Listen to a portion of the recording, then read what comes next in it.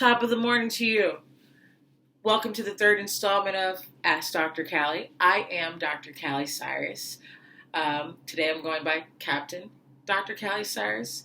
I'm in fact, though, a board-certified psychiatrist, and I'm doing my part while my colleagues are on the front lines of the ICU and the ER. I am on the front lines of helping you take care of your mind. This is the SS COVID. I'm Captain Cyrus, and we're going to weather this storm together. You are my shipmates, and we are not going to let Hurricane Rona fill us with rage, which is why I'm offering education and information every Tuesday for those of us who are feeling a little bit trapped and trying to just figure out what to do to get through each day. So feel free to email your questions to askdrcallie@gmail.com.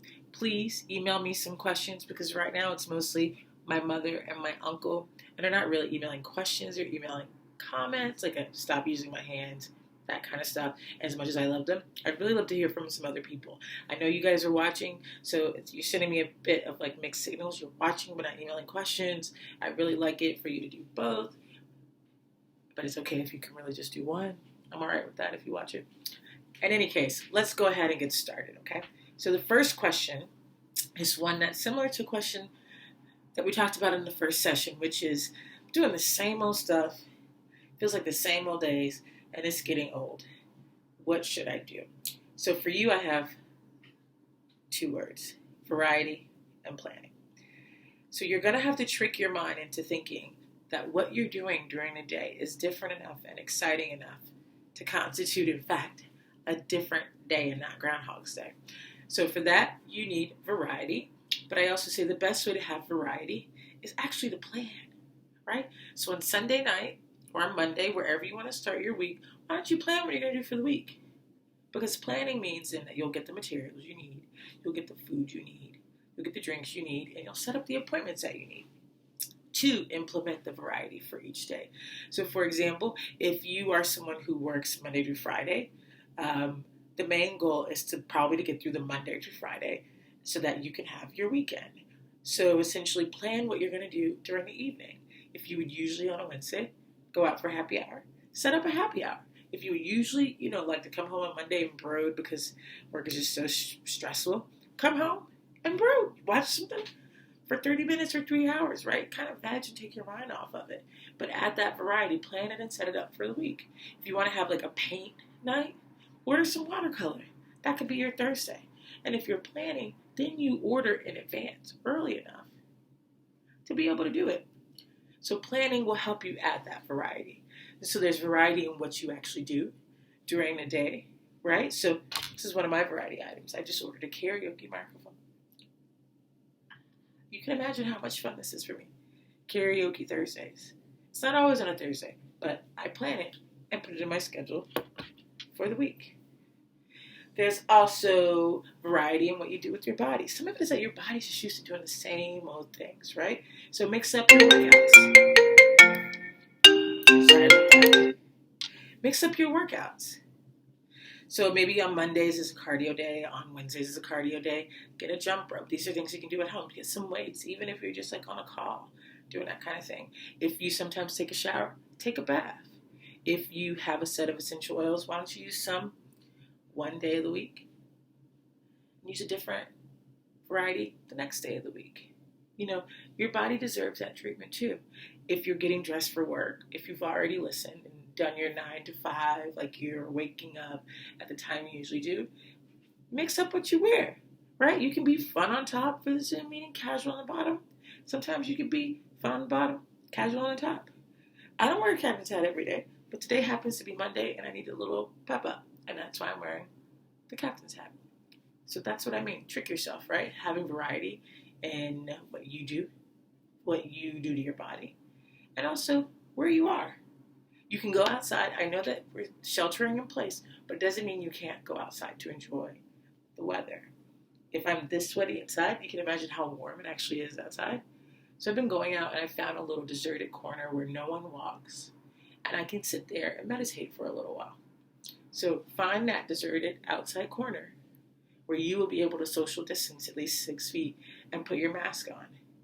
Because what they're saying is that it might be transmitted through just droplets. People kind of you naturally kind of spit on people. Not everybody.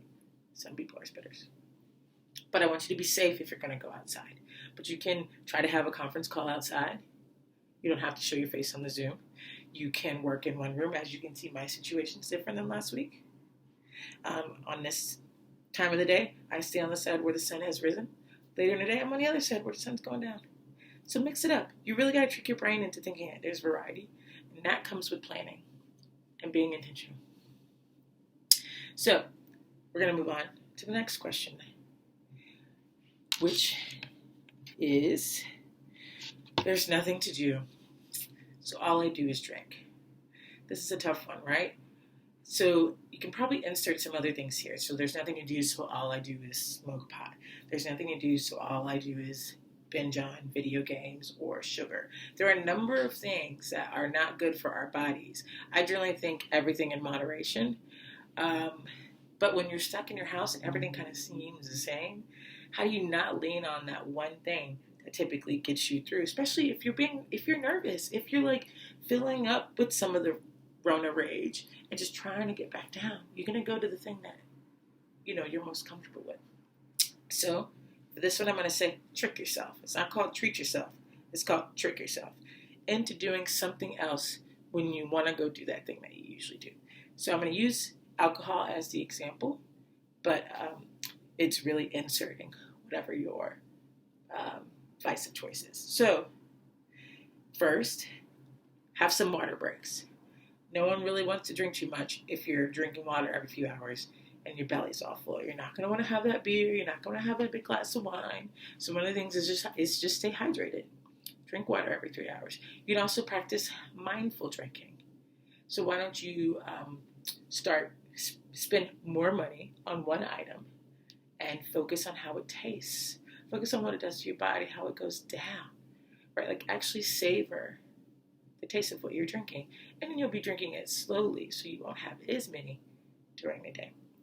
Number 2 is make mocktails, right? So there's all kind of supplies out there. You don't have to have a real gin and tonic. You can have a non-alcoholic gin with some kind of shrub and tonic. That's possible. For that, you have to plan to order it in advance, but that's definitely something that you can get, or you can also get at your local grocery store, which can be one of your activities, or liquor store. You can also drink beverages that have lower ABV, so not beverages that are as strong that will get you as drunk. This is also probably a good time to review the drinking limits. So in general, you should not be having more than 14 units of alcohol in a week. So 14 units is a full glass of, it's technically 7 full glasses of wine, 7 pints of beer, or 14 single shots of alcohol. So, usually they say the limits are 14 for men and 7 for women in 1 week. No more than 2 at a time for women and no more than 3 at a time for men. So try to keep that in mind. Also, what you can do, just going back to strategies, is wait till the end of the day.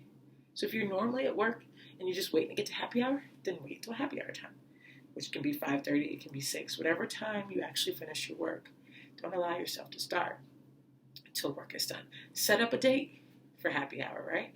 Call your friends who are on the East Coast or the West Coast, right? But at that time, when you know that you're done with doing your work stuff, right? And if you're doing creative stuff, and you would usually, then try to time that activity towards the end of the night when you know you'll go to bed, or when you know there's not that much time left in the day. But the goal is starting later so you won't do as much all day long. Order some activities so that instead of picking up this, you want to finish cooking your bread. That's a thing that a lot of people, not usually my color, are doing. We're ordering a lot of the yeast and the bread to pass the day, but pick up a hobby and work with somebody else. But in general, what you have to do is to trick your brain into picking up something else instead of picking up the alcohol or the pot or the other thing that you think you're doing too much of. Or call your mom. That's a really good one. Most people feel guilty being too drunk or high talking to their mother. So that's one really good example. You should call your mom in general.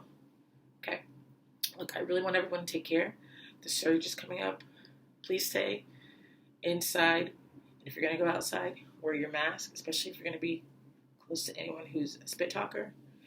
But in general, if you have any questions, I'm going to try to get more specific next week, keeping these general until some people start writing in with some of their, other problems. Again, keyword, write in. Anyway, take care until next week. Be safe. Signing off. Dr. Callie, Captain.